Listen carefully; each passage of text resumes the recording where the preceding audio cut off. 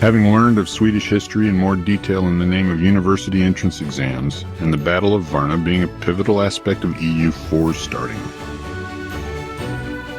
Date. I combined the two historical events to create this semi-realistic Big Poland. It is also a compromise between plausible realism and a fun alternate history scenario. The original point of divergence is the 1444 Crusade of Varna, where the Crusader armies led by the Polish king succeed in defeating the Ottomans, resulting in Hungary remaining under union with Poland, alongside the Lithuanians already being in union with Poland via their shared common enemy of the Teutonic Knights.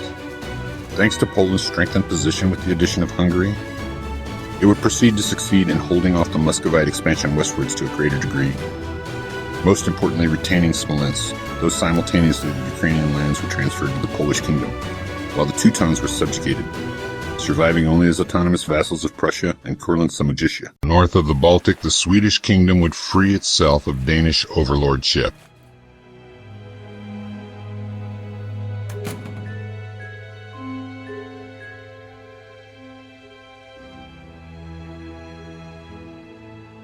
And following the squabble between the two heirs of Gustav Vasa, the Swedish king's son Sigismund III Vasa first gained the thrones of the Kingdom of Poland. And its personal unions in 1587, the death of his father King John III of Sweden would seem inherit also to while Sigismund would return the loyalty and possession of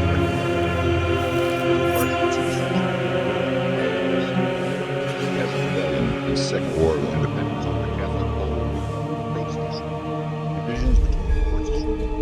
divisions between the courts of Sweden and Poland would see the Swedish nobility conspire a rebellion against Sigismund between 1596. Following discontent in Stockholm, the Swedish kingdom would erupt into rebellion against Sigismund III, under Duke-turned-Regent Charles IX, while the Duke of Finland remained loyal to Sigismund, and thus split apart the Swedish kingdom in 1598. Following a Swedish campaign into Åbo Castle in Finland and seizing it, the fall of Kalmar, Sigismund's army would force the Swedish regent to return for the defense of the capital. A series of battles in southern Sweden saw the Swedish suffer continuous defeats against Sigismund's army.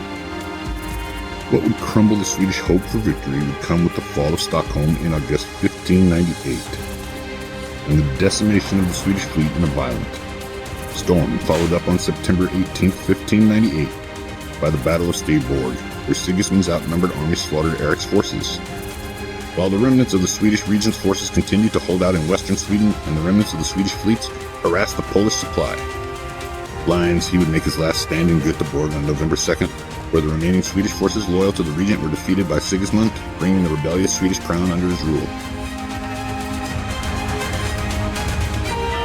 As a reward for Finnish loyalty and to weaken Sweden.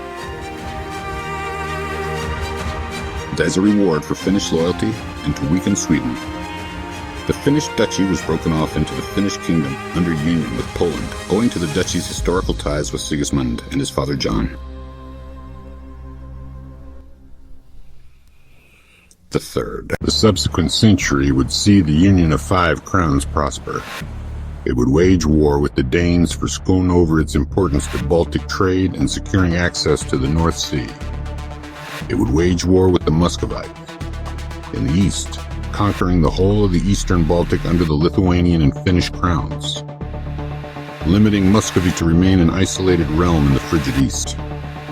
However, its support for the Hungarian crown's ambitions in the Balkans proved disastrous, as Poland's ability to support Hungary's southern ambitions remained limited due to not only distance, but rivals that surrounded the Union.